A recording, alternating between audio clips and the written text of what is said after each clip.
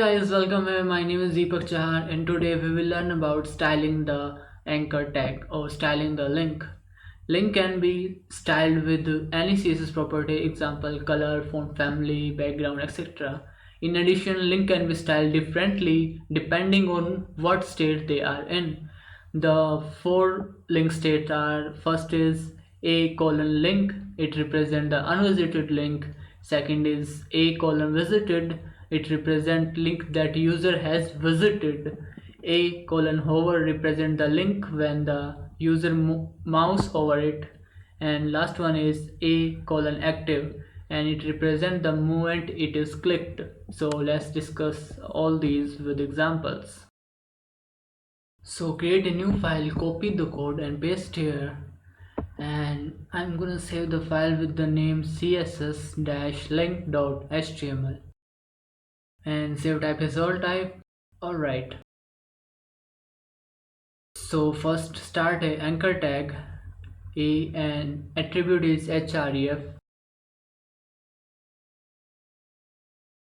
Facebook and pass the URL of Facebook. Alright, copy the code and paste 4 times and change the content. Second one is Twitter and change the URL google.com and change the content. And the last one is w3 point. Alright, now change the URL and save the file. So open the file in the browser, just double click. Where is the file? Here's the file. Okay. Alright, so you can see we have 4 links. So let me br tag at the end of the link, so every link will be in a new line. So paste br code after every anchor tag. Now save the file and refresh. Looks better. Alright, so add a class name. So I'm gonna use link vst. So apply CSS on link class and give it color, and the color is blue. Alright, so you can see the first link is text color is blue. So apply font size, and font size is 25x. Alright, so font is little bit larger than other, and you can apply text decoration none. So if you refresh, the underline of the link is disappeared. So we will apply CSS on vst class and we will use colon visited.